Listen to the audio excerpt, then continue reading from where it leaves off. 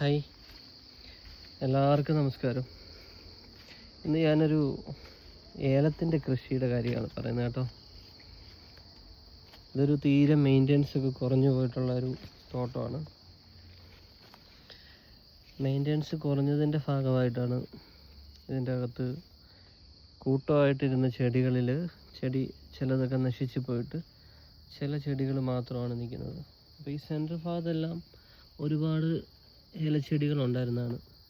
അതിനെയൊക്കെ ഞങ്ങൾ ഏകദേശം മെയിൻറ്റെയിൻ ചെയ്യാൻ വേണ്ടിയിട്ട് അഴുക്കായേക്കുന്നതൊക്കെ കട്ട് ചെയ്ത് സ്പ്ലിറ്റാക്കി ഇനി ഈ ചെടികൾ പറിച്ച് കൂട്ടമാക്കണം, ഒറ്റ സെറ്റാക്കണം. അപ്പോൾ അതിൻ്റെ പരിപാടികളാണ്. അങ്ങനെ ഒരു ചെറിയ തോട്ടം ഇതിപ്പോൾ ഒരെണ്ണം പറിച്ച് മാറ്റി വെച്ചതാണ്. ഒരു ചെടി പറിച്ച് മാറ്റിയതാണ്. ഇതിപ്പം അതിൻ്റെ കൂട്ടത്തിലുണ്ടായിരുന്ന കുറേ എണ്ണം നശിച്ചു പോയി. ആ കൂട്ടത്തിലും കുറേ ഉണ്ടായിരുന്നു, കൂട്ടം ചെടിയായിരുന്നു, നശിച്ചു പോയി.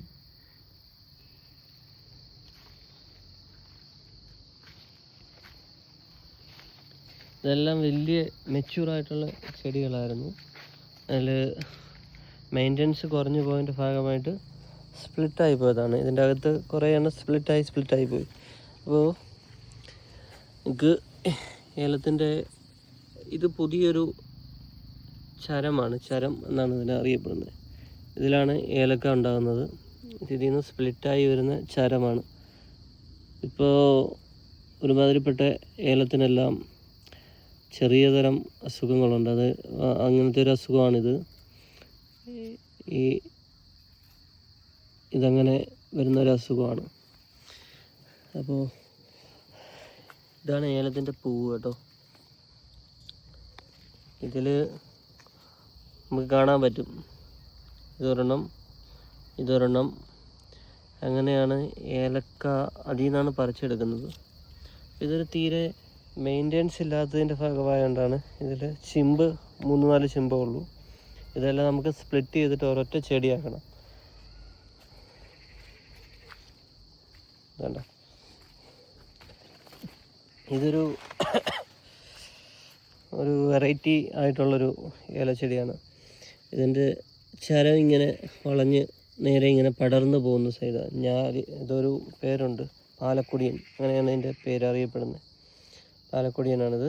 ഇതിങ്ങനെ ചരം ഇങ്ങനെ നീണ്ടങ്ങ് പോവുള്ളൂ തറയിൽ കൂടെ. മറ്റേത് ചരം മുകളിലോട്ട് പൊങ്ങി വരും. കണ്ടോ? അപ്പോൾ ഇത് തോട്ടം നല്ല രീതിയിൽ മെയിൻ്റെനൻസ് ഉള്ളൊരു തോട്ടമാണ്. ഇതെല്ലാം ഒരു വലിയ ചെടിയായിരുന്നു. ആ ചെടിയിൽ നിന്ന് മെയിൻ്റെനൻസ് കുറഞ്ഞതിൻ്റെ ഭാഗമായിട്ട് സ്പ്ലിറ്റായി പോയതാണ്. ഈ ഒരു വേനൽക്കാലത്ത് ഇതിനെ പറിച്ച് അതിൻ്റെ കൂട്ടത്തിൽ ഇതെല്ലാം ജോയിൻ്റാക്കി ഒന്നാക്കി കൊടുക്കണം.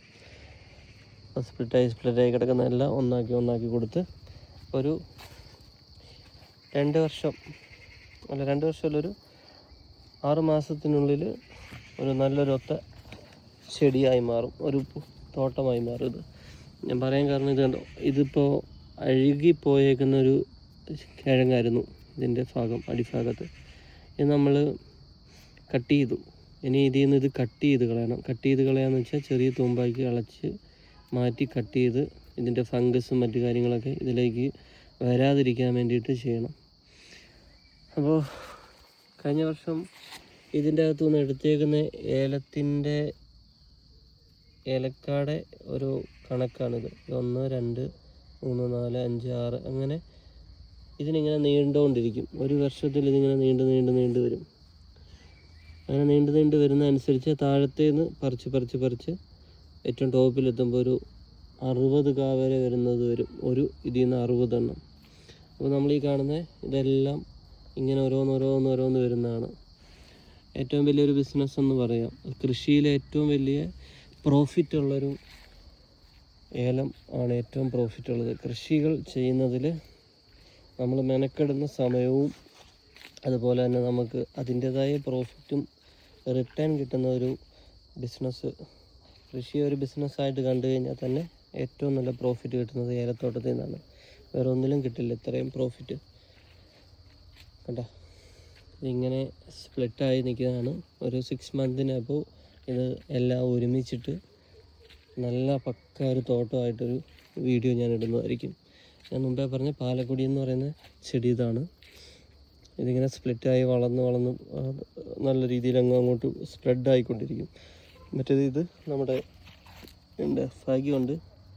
ഇതൊരു തരം അസുഖമാണ്, ഈ ഒരു വര വീഴുന്നതും ചൊറി വരുന്നതും ഒക്കെ.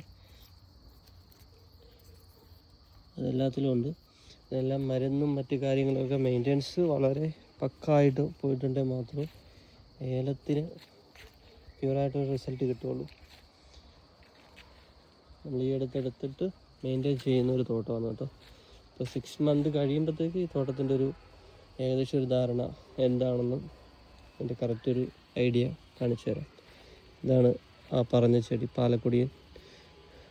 ഇതിങ്ങനെ വളർന്ന് നിൽക്കുന്നതാണ്. ഞെള്ളാണി, പാലക്കൊടിയൻ, അങ്ങനെ കുറേ ഐറ്റം ഉണ്ട്. ഒരു 10-14 ഐറ്റം ചെടികളുണ്ട് ഏലത്തിൻ്റെ അകത്ത്. അതിലേറ്റവും ഈൽഡ് കിട്ടുന്നത് ഞെള്ളാണിയാണ്.